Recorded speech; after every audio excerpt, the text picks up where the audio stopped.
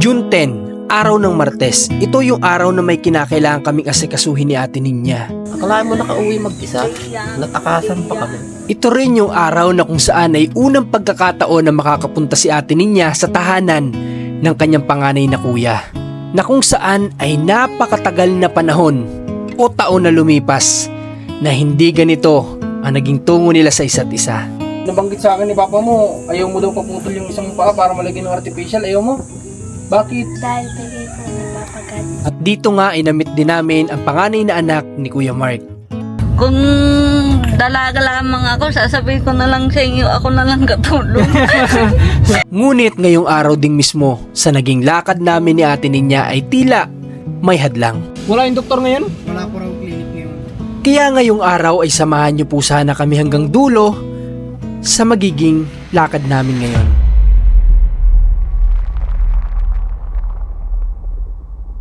Hello guys, good morning sa lahat. At ngayon po yung araw ng schedule namin para po kay Ate Ninya para siya ay mapacheck up sa psychiatrist.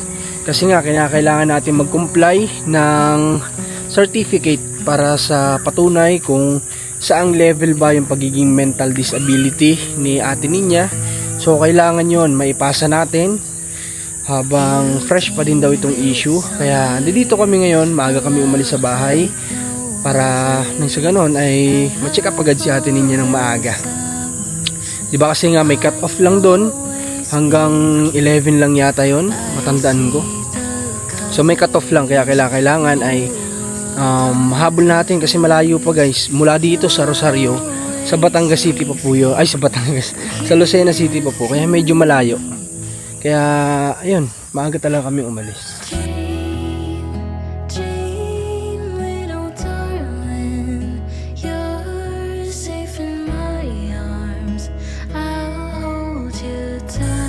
Right, dito na tayo, kasama ko si JM yung sa likod. Tingnan natin kung naka-ready na sila. Tingnan niya? Ready na ho kayo? Yun, ready na. Kamusta dito? Nagulan na. Tulong-tulong ko din sa kalahati. Pero sa loob nyo, hindi naman? Hindi naman. Hindi naman, okay. Tanay. Tara. Kaya tayo na sa eskwela, ilinis. Naglilinis si, ano? Oh, sige, tara. Oh, bet inang yung... Tama yun, sabihan mo siya para... Ako na, baka mabigat ako na. Kasi makitata yun eh. Ano tayo magagawa? Sige, sunod na doon kay mama. Para mama mo, para ano.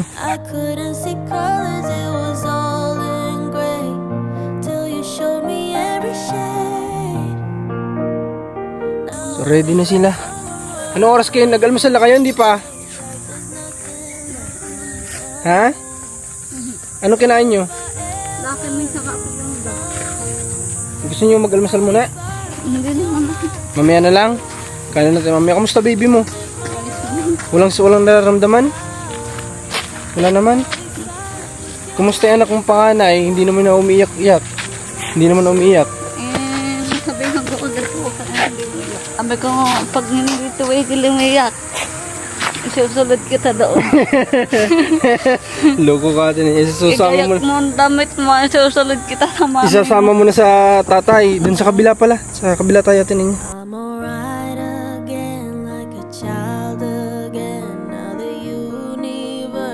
Biyahe muna kami guys. At malayo-layo talaga tumabiyahin namin. From Candelaria to Rosario to Lucena. Kaya medyo may kalayuan talaga. Tapos mamaya, ay, bag niya pala oh. Tapos mamaya hatid pa natin sila ulit dito. Alright, pero Ate Ninya, may dadaanan muna tayo ha.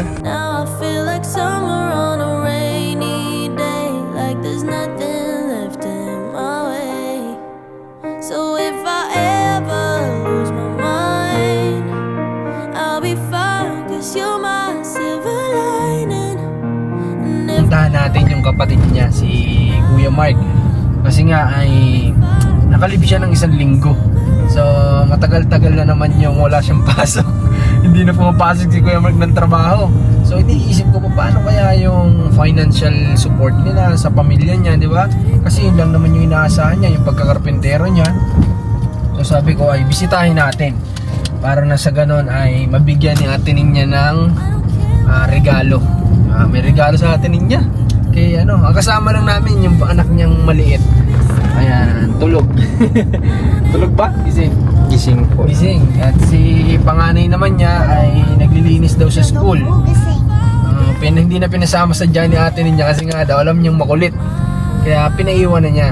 At pinapunta na ng school para maglinis kasi malapit na nga ang pasukan. Pinapupunta yan. Sadya ba pinapupunta mga estudyante? Pinapupunta sadya? Sana magulang. Ay, oo nga. Sana yung magulang kaso paano? Tama nga naman. Kaya si panganay na lang niya ang pumunta doon. Alright, dito ay ano na, malapit na. Nakabiyahe na kami. Mula Kalahati niya siguro hanggang dito. Mga ano lang naman. 15 to 20 minutes lang yung naging biyahe namin. Ngayon lang ako makakapunta rin. Ngayon lang? Apa, Ngayon lang ulit. ngayon lang. Kasi dati hindi sila dito nakatira. Di ba nagtira ka dati sa kanila? Doon po si... Oo nga, pero hindi dito ano? Hindi. Okay. So, first time pala si ate niya makakarating dito sa loob. Talo pa kita, nakarating na ako dito. Oh. Ito yung first time na makakapunta si ate niya dito sa bahay ng kapatid niya. Kasi nga, alam kong dati nabanggit ng kapatid niya na si ate niya tumira sa kanila, pero hindi dito sa lugar na to. Doon sa Seiko. Seiko? Sa Seiko. Hindi ko alam kung saan. Nadadaanan natin. Dinadaanan daw natin. Doon kasi una silang tumira bago nila nabili tong lupa na to. Okay, so ngayon makakarating ka natin niya. Makikita mo na dito. Sana, ay alam ko naman nandiyan si Kuya Mark kasi isang linggo nga pala sabi niya. Alright, malapit na to. Ito subdivision to, pero sila nasa labas sila ng subdivision. Kumbaga, hindi na sakop ng subdivision. Medyo masikip lang yung daan dito. Tingnan nyo yan. Yan, masikip lang talaga. Kasyang-kasya lang talagang 4 wheels. Ayun po. Oo, dito. So, tining niya, mamaya may pag-uusapan din tayo. Tungkol dito sa lugar nila, ha? Alright, medyo maputik, guys. Maputik. Ayan. Oh, may harang. Hindi tayo makakadaan. Ay, kasya yata. Wait lang, try natin, ha? Para hindi na kayo maglakad. Kaya yan, tiwala lang. Kahapon nga nakarating tayo ng kung saan saan. Di ba, tinan niya? Nakarating Ay, grabe, baka lumubog tayo dito. Hindi na yan. Kaya mo yan, Ibana, ikaw pa. Dami ka ng pinagdaanan. Oh, dito lang, malapit na tayo. Ayun, nakita mo yung bahay na yun? Yun ang bahay ng kapatid mo. Ni Kuya Mark. Dapat pala bakit? Oo, maraming bahay dito. Wala lang ako dito na kami. Walang? Isa. Oo, halos siya lang talaga ano. Dito na tayo magparada tapos lakad tayo papunta dyan sa kanila. Hopefully nandyan kasi mukhang sarado yung pintuan. Check natin. Pero may nilabhan, kakalabas lang. Anahan mo nga sila GF. Palabasin mo nga sila dyan sa pintuan. Ayan, first time makarating sa bahay ng kapatid. Si ate niya. Dahan-dahan natin niya, maputik ha? Dahan-dahan lang at may baby ka. Wait lang yun. Alalayan mo ang anak mo. Oh, sige, alalayan ka ining ni Kuya GM. Ayan.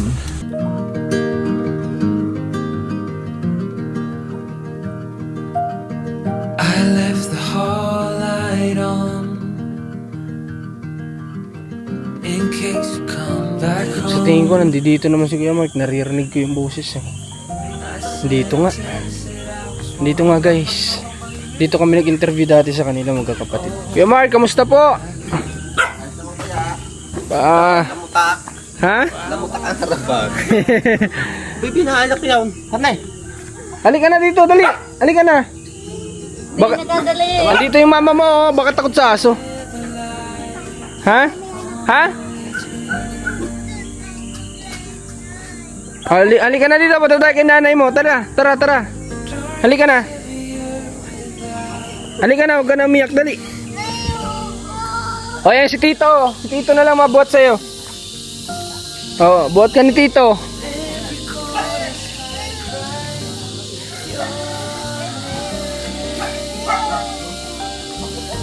Huwag ka umiyak, huwag umiyak. Yeah, gusto niya lagi nakakabit sa mama niya. Dito naman namin mo yung ka.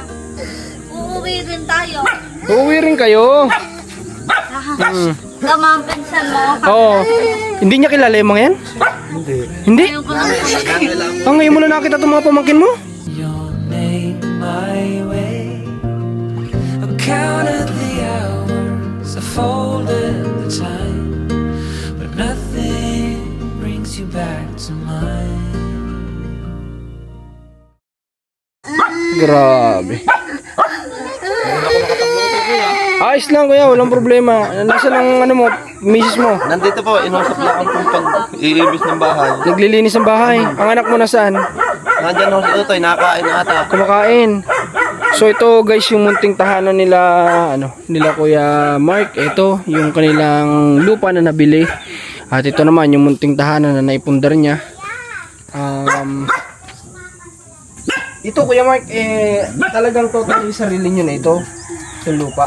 Inuhulugan pa. Hinuhulugan. Okay. Paano ang paghuhulog mo na ito? Hindi yun, pagka may maiabot kayo nag-aabot. Ganun, wala namang specific na araw kung kailan, buwan, wala. Basta kung kailan ka meron. Mabait ang nabilhan nyo na ito.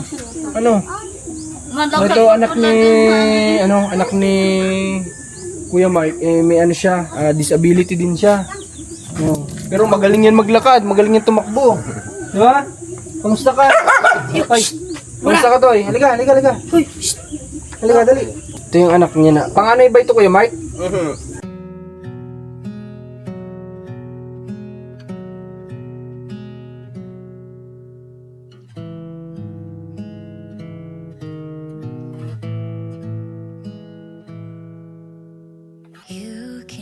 Ano pangalan mo? Halika dyan, Mark. Ito si John Mark, anak ni Kuya Mark. John Mark. So yung kanyang sitwasyon ngayon guys, inborn daw to. Inborn. So, upo ka Mark, dito, pwede ba? John Mark. So si John Mark ay nag-aaral din naman. Nag-aaral ka pa din John Mark, di ba? Anong grade ka na John Mark? Pagpasok po ay grade 5. Grade 5. Gopings pati itong bata na to. Grade 5. Nabanggit sa akin ni Papa mo, ayaw mo daw paputol yung isang paa para malagyan ng artificial. Ayaw mo? Bakit?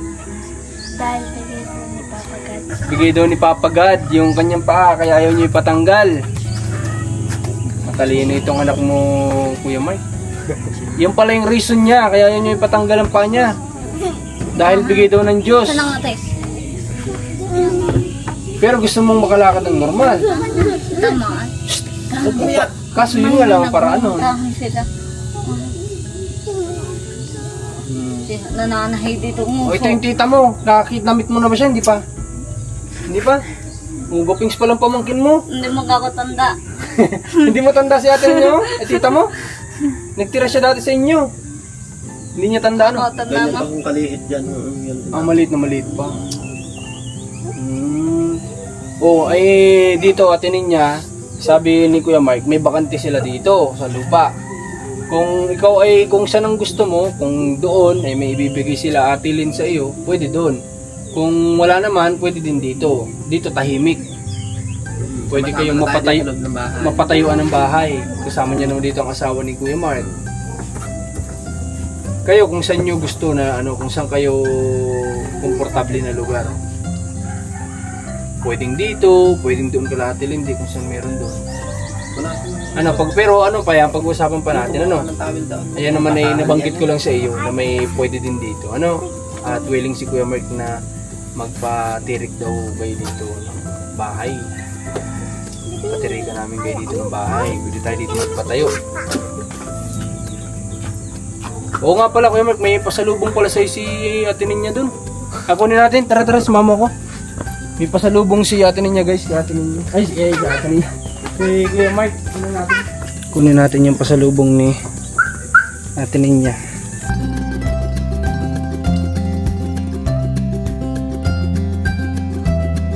Kuya Mark, ikaw na magdala. Dito. Hawakan mo. Ito pa. Yun na lang po. Okay lang at may bukod naman si ate niya. Yan ay regalo niya yan para sa iyo. Dahil ikaw daw ay nag-aabala. Deserve naman yan ni Kuya Mark guys kasi siya ay talagang handang tumindig sa kanyang kapatid. At doon naman ako natuwa. Kaya ayan na, bigyan ni ate niya ng bigas. At ito mga groceries. Kaya Mark, lagay mo dyan. Salamat dito Mga po. groceries, walang problema. Yan ay sa atin niya yung nagbigay sa inyan. Regalo daw niya sa iyo dahil ikaw daw ay absent lagi. Hindi ka na napasok. Kaya sabi natin niya, bigyan kanya ng regalo. So, pero saan ko sakali dito Kuya Mark? Saan naman po pwede? Eh di kakausapin ko muna po yun. Oo, sige. Okay. Maliit lang po itong space na to. Oo, sige. Tulaan talaga yan. Okay. Kung sakali man, di pwede din naman sigurong kung mayroon siyang parte na Na ibinibenta. Oo, ganun, di ba? Kahit maliit, nasasakto itong mga... Kung hindi naman, kung meron sila Ate Lynn na i-offer, di pwede din Sa totoo lang, sobrang excited na rin kaming lahat sa magiging tahanan o bagong tahanan ni Ate Ninya. Dahil nga gusto namin na makita kung papaano sila magsisimulang muli sa panibagong buhay.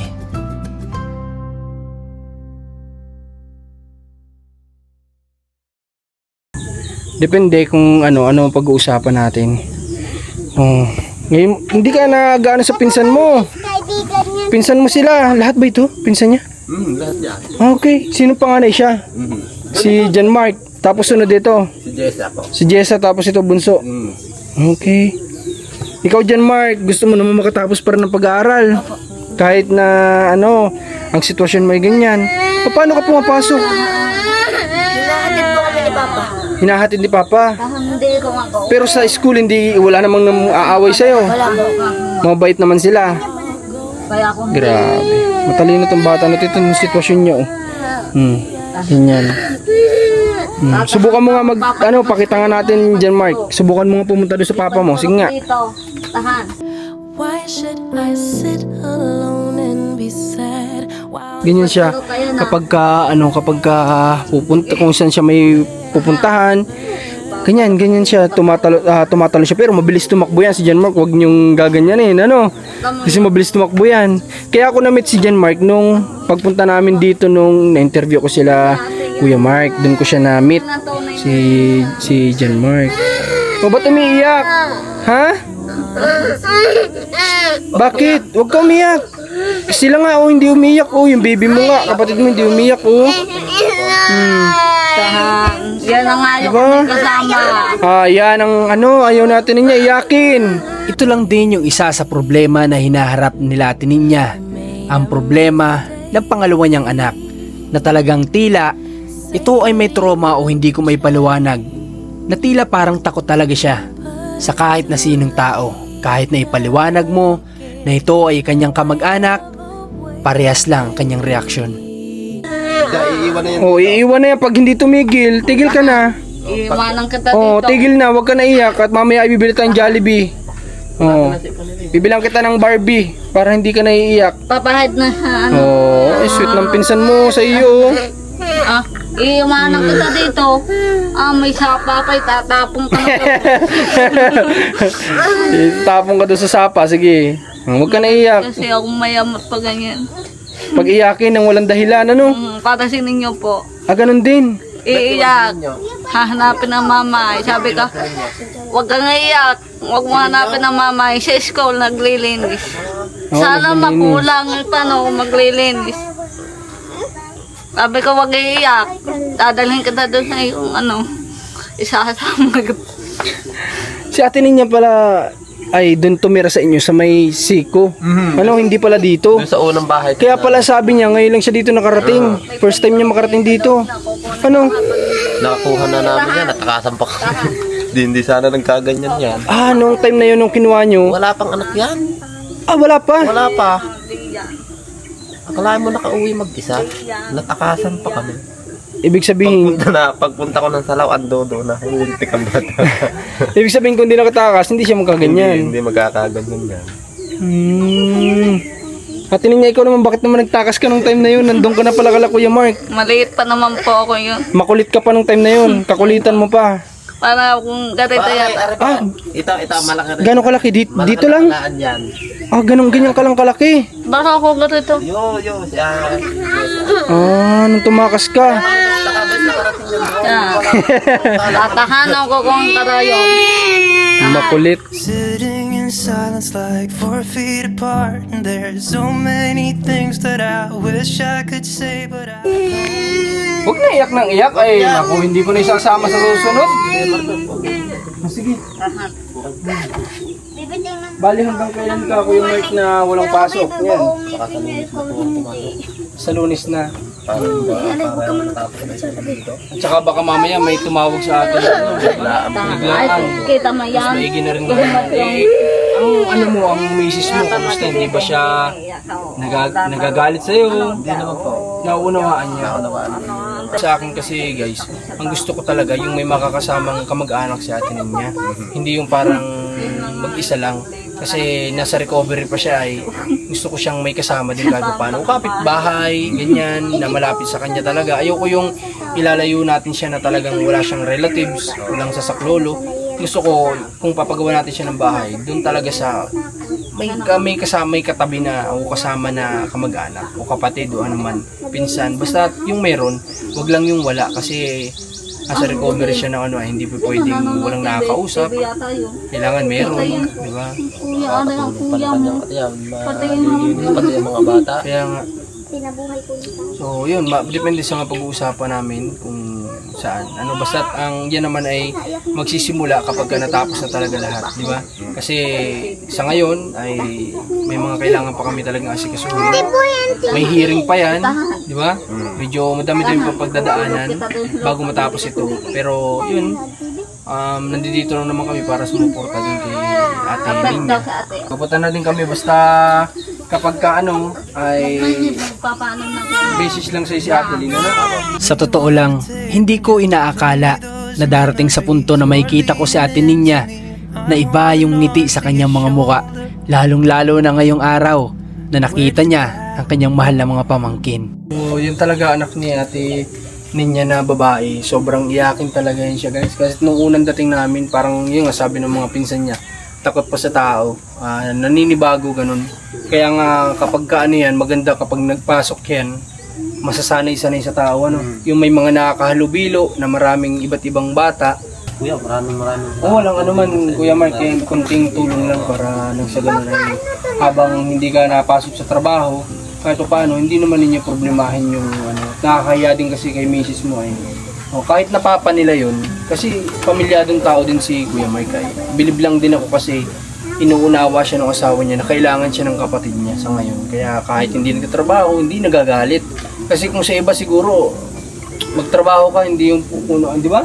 Yung mga ganun, hindi natin may tatanggi na may mga ganun talaga. Minsan magagalit at may pamilyado ka ng tao na abala ka na masyado, magtrabaho ka, ganito ganyan.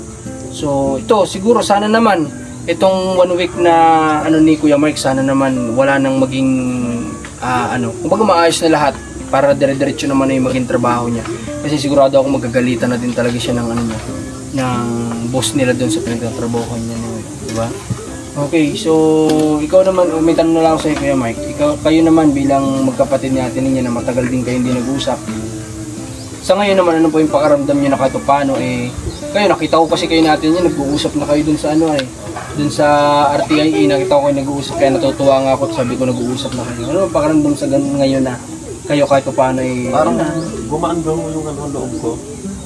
Dahil yung kapatid ko parang nalakas na loob niya. Sabi pa nga sa akin, hindi ko napapayagan makalabas pa. sabi niya ganun? Sabi sa akin kahapon, nung kami nag-uusap. Sabi ko, kaya nga dapat yung salita, wag mo yung babaguhin, yun pa rin hanggang panindigan sa dulo. Grabe. Pero si Kuya Mark, nagsabi din talaga para sila na magkapatid na hindi nila kayang humarap sa tatay nila. Ako naunawaan ko yun kasi madudurog ka pa din dun, tatay mo pa rin kasi yun eh. Kahit na ganun, tatay mo pa rin madudurog ka. Pero yun nga, ang paraan na lang dun, huwag mo na lang siyang tingnan. Kasi nga, ang nangingibabaw pa rin naman sa kanila yung magkaroon ng hustisya, yung nangyari kay Ate Ninya. Pero yung yun nga, yung ayaw lang nilang makita talaga na ganun yung nangyayari din sa tatay nila. Kasi una matanda na rin. Yung nga sana nakakaawa, matanda na sana. Kaso nga lang, ganun yung ginagawa niya. Kahit na nasa ganung edad na, ganun pa rin yung ginagawa niya. So, yun lang naman yung nakakalungkot din doon. Kasi, syempre, Mali pa rin pati. mali pa rin talaga ay. Kahit na tatay mo, mali pa rin talaga, di ba? Kaya yun nga, ang naunawaan ko din sa sinasabi lang hindi nila kayang harapin ay nakakatunaw pa rin yun. Dahil magulang mo pa rin yun ay, tatay mo pa rin yun. Kaya sabi nga namin, kung hanggat maaari, kung hindi na lang tingnan, ganoon na lang gagawin. No? Okay, so paano? Punta mo na kami kuya ha? Sige, kuya. At alam mo naman, papacheck up ko yung kapatid mo. Aba. Ha? Ingat po. Sige. Okay. Palabas na rin tayo. At para na sa ganun ay abutan natin yung psychiatrist. Kasi nga, yun ay may deadline. May cut off, ibig ko sabihin. Iyak na nang iyak. Iwanan na nga yan dito. Tana! Huwag na iyak lang, iyak. O, sige na, pasok na. O, dito yata kuya Mark. Ayan. Ayan. Yan na lang hindi yan. Pasok na. Ay, iyakin eh. Wala namang na ano. Sige na. Problema nga namin yung pagkuha. Problema pag nag-aaral, masasanay din yan. Tana, at palis na tayo. Tana. Alright. Kuya Mark, paano? Ingat po kaya. Ingat Oh, po. sige. Ito na kami. Ikaw, Ate Ninya, anong pakaramdam mo naman at nakikita kong medyo okay na kayo magkapatid? Okay, Masaya ka naman? okay naman po kami. Okay naman. Talagang di lang kayo nagkikita dahil sa tatay mo, ano? Kaya hindi siya makapunta doon ay. Sa waya lang ako kasi nakapunta po ako din. Wala nang mga ate kaya hindi ko nakita. Ibig sabihin, masaya ka ngayon kasi lalo na nakamit mo yung mga pamangkin mo. Dati di mo yung nagagawa, nung Jane tatay. Opo, Di ba? Ayaw niya. kahit yakagin ko ayaw. Oh, tinan mo. Ngayon, nagagawa mo na. Oh, nakakapunta ka na sa mga pamangkin mo. Opo. Di ba? Ito lang ang anak mo, kailangan masanay siya sa mga tao. Ano? Ibibigay ko na nga yung sa kapitbahay. Hayaan mo masasanay. Masasanay din yan natin. Lalo pag nag-aaral na yan, masasanay Mabait yan. naman daw ate doon sa ate ko. Ate Asia. Mabait siya kapag nandoon. Mababait daw sila magkapatid. Oh, okay. Pati yung lalaki mo. Opo. Mabait doon. Pag nagpunta sa akin, matatapang na. Ay, ganun. Hindi sila takot sa'yo. Ibig sabihin. Hindi, ha. Sabi ko doon na kaya kayo. Nakaka. Alright, so sige. Alis na muna tayo, guys.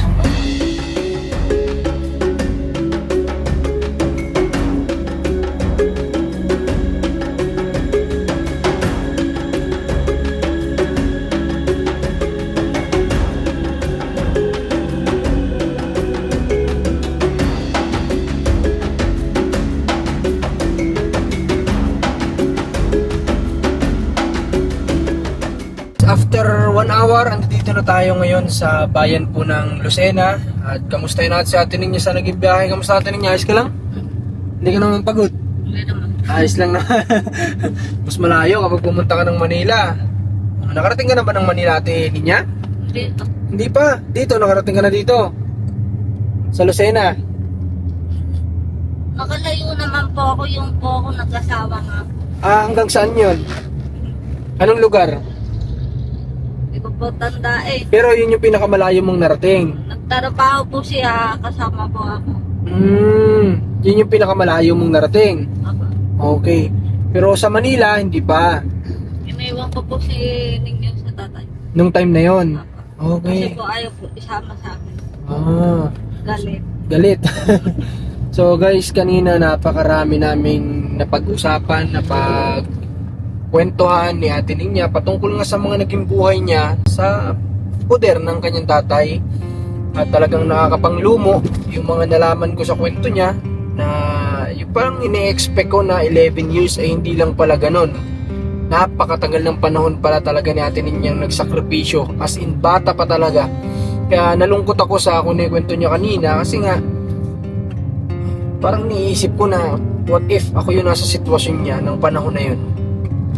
Siguro alam mo yun, baka siguro lagi lang akong tulala o lagi akong nananaginip o binabangungot ng mga pangyayari. Gusto Ganun ko yun. pa nga po to. Ha? Gusto ko pa nga po ganyan eh. Yung? Hindi na magising. Ay ganun. Dahil sa mga nangyari. Opo. Tinan nyo. Diba sa Para kanya naman mas galing. Mas gugustuhin pa daw niyang bangungutin na hindi na magising. para daw hindi na maulit yung mga nangyari. Kaya Ate Ninya mismo nanggagaling itong mga kwento na to at naniniwala ako dito sa mga kwento na to ni Ate Ninya. Ayaw pong mag-asawa. Ha? Ayaw rin po ang tatay mag-asawa ko. Ganun. Opo. Kasi nga, magsiselo siya. Opo. Tingnan nyo. Nga po. Tsaka, ayun, nakwento din niya sa akin na yung sinasabi ng mga kapatid niya na pinalaya sila ng papa nila, yun na pala yun. Kaya sila pinaalis ng mga bata pa sila dahil sa gusto niyang gawin kay Ate Ninya. Yun na pala yun. So, grabe talaga na alam mo yun, kapag tinitingnan ko si tatay, sa totoo lang, promise, kapag tinitingnan ko siya sa mukha, pag hindi ko isipin yung ginawa niya, naawa ako. Tingnan yung mukha, tapos yung pangangatawan niya na gano'n ng payat dahil di naman sa kanya yun, sa kakainom niya, nakakaawang tingnan, alam mo yun. Pero kapag pumasok na talaga sa isip natin yung mga nagawa niya kay Ate Ninya na hindi dapat ginawa ng isang tatay sa kanyang anak kung talagang mahal niya bilang anak, ay nawawala kasi yung awa, di ba? Pero yun nga, kagaya din ng naramdaman ng mga kapatid niya kahapon din, parang di ko rin siya kayang tingnan, ayoko ding harapin siya parang ganun kahapon. So yun, sabi nga ng kapatid, kahit pa sino pa, tatay man o ano, once na nagkamali, nagkasala, karapat dapat na pagdusahan yung nagawang kasalanan. Diba? Ay, grabe.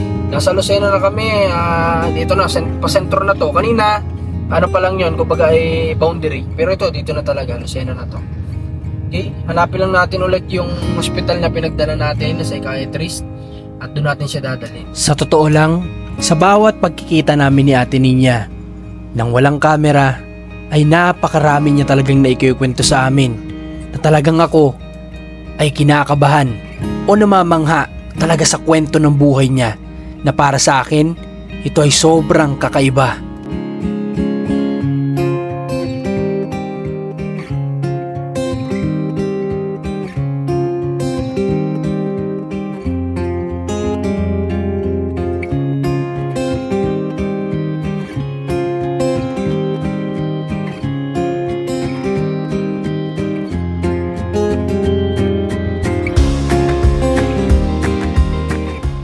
Guys, andito na kami ngayon at matapos din yung halos isang oras mahigit pala ang inabot ng biyahe namin.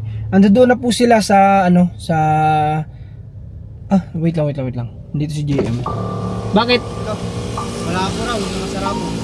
Wala yung doktor ngayon? Wala po raw clinic ngayon. Pero ano po daw dito, meron po dyan sa MMG Plaza lang po. May psychiatrist doon dyan? Opo, tinanong ko naman po. MMG Plaza malapit lang dito? Yung kulay green lang po naman. Walking distance? Opo ata dito. Asan sila niya? Doon po sinabi ko po doon lang po sila. Sa dalita na namin po. Lalakaran na lang natin. Wait lang po dito parang Kailangan sakyan? hindi ko po matanda yung lahat dito. Okay guys, so sablay.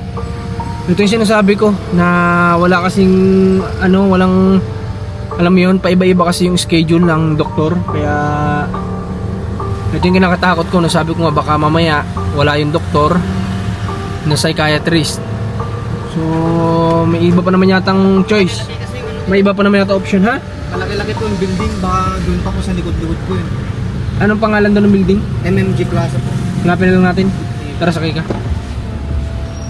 Hanapin natin guys yung psychiatrist na sinasabi nila. Kasi wala daw si doktor. Doktor pala.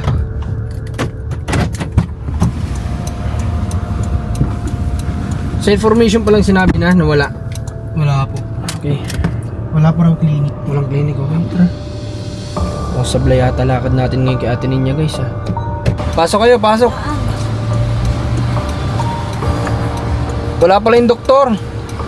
Di ba, pupunta tayo dyan sa kabila. May psychiatrist pa dyan na iba. Hanapin natin, ha. At wala pala dyan. Ayos lang kayo? Okay lang. Ayos lang, nagugutom na kayo? Hindi naman po. Hindi naman? Okay, sige. Tara, hanapin natin guys.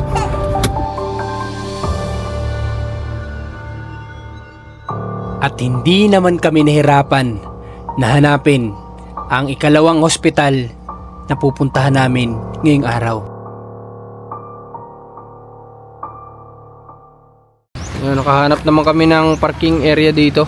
At andun yung hospital na pupuntahan namin. So, maglalakad tayo Ate Ninya. Ayos lang?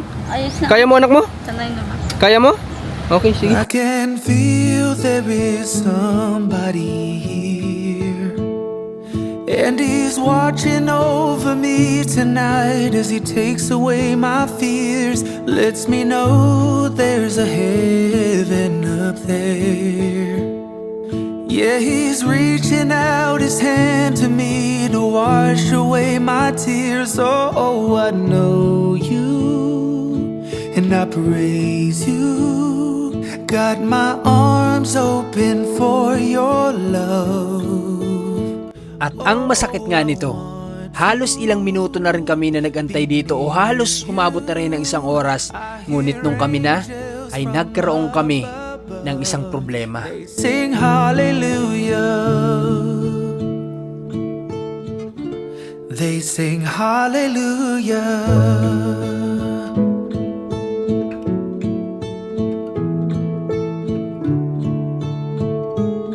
Kaya't kami ay napilitan na lang umuwi. Pero sa hindi inaasahan na pagkakataon ay nakarating si Ate Ninya sa bahay. Gutom na kaya Ate Ninya? Hindi naman. Ha? Ano pong kinain yung ba kanina? Din sa inyo ulit? Lucky Me lang yata. Sanay naman ako sa Sanay kang dinakain? Kaya pala kahit tanongin sa Ate Ninya kahit anong oras, hindi nasabi ng gutom. At sanay na sa gutom. Ate Ninya, parang doon nakarating na dito sa bahay. Ayos naman. Ha? Nasuka ako doon sa anak niya. Bakit? Araga na wala nang ganda lahat ang problema. Nawala na daw ang problema natin niya nung nakausap si Marcos. Marcos, sino siya? Si Ate Ninya. Oo, alam. Sa atin niya yan? Opo. Tapos, ano po siya? Gusto niya dito sa bahay niya atin. Gusto niya dito? Ate Ninya, gusto mo dito? Oh? Gusto mo dito, Ate Ninya? Opo? Sa inyo, yes. Yes daw. Opo. So, kanina wala kasi nangyari doon sa lakad namin. Ang tagal namin nakapila doon. Yun nga, sabi ko sa inyo kanina, ay hindi daw tumatanggap palang private ng ganun. So, tarin na lang natin kausapin mamaya paghatid natin kay Ate Ninya yung mga kamag-anak niya kung sino pwedeng sumama doon sa Bat MC kasi sila yung malapit doon, kami kasi medyo malayo. So pwede naman tayo magbigay ng cash para sa pagpunta nila doon. Kanina nakarating sa atin niya ng Lucena. Ngayon nakarating siya ng Candelaria. Ngayon nandito na si Chaong. Ang layo nang nararating natin niya. Tapos kanina yung anak niya na suka doon sa likod. Kasi nga sobrang bilis ang sasakyan namin ng patakbo namin kanina kasi may hinahabol nga kami si Marcos, kailangan namin sunduin. Kaya din sila dito nakapunta. Dapat talaga diretso na kami sa kanila, sa Rosario. Kasi nga lang si Marcos wala pa palang sundo din kanina. Kaya dito na kami dumiretso. At may daan din naman dito. Mas mapapadali nga kami kung dito kami dadaan kumpara kanina. Di ba layo kanina? Binihan natin doon mapunta. O dito, mas mabilis tayo makakauwi sa inyo.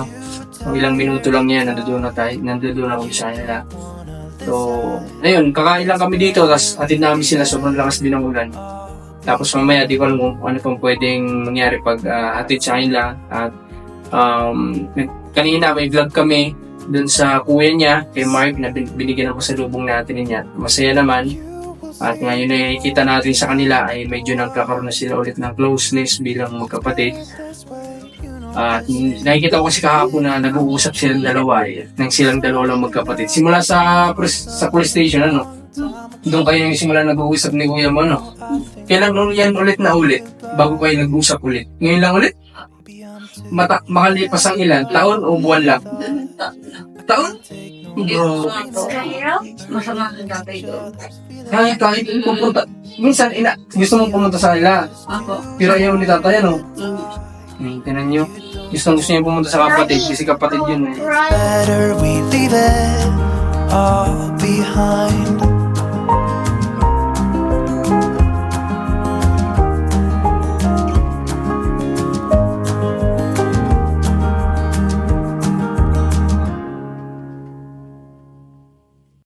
Parang pinagtampuan ng panahon si Jim. Parang pinagtampuan ng panahon. Gutom na. Kaya ko yan. Kaya pa? Kaya pa. Gantay kami ng sinaing guys. Gutom na. Buti si ate niya, pabor. Sanay na. Ate niya. Ikaw nagsabi niyan, sanay ka na. Sa gutom. Totoo ba yung sinasabi ate niya ng kapatid mo na ano? Ni Kuya Mark na dati daw nung bata kayo minsan sa kumakain daw kayo sa loob ng 3 araw? Totoo talaga yan? Minsan nga gulay lang. Walang kanin. Grabe ano? Balinghoy. Tapos sabi nga natin niya, nagtatrabaho nga daw sila. Ano, kayo ano? Tapos si papa niya nandun lang sa kanila. I can feel there is somebody here, and he's watching over me tonight as he takes away my fears. Lets me know there's a heaven up there. Yeah, he's reaching out his hand to me to wash away my tears. Oh, I know you, and I praise you. Got my arms open for your love. Oh, I want to be near you. Pagod ka natin niya? Hindi pa naman po. Nag-enjoy ka naman sa bahay?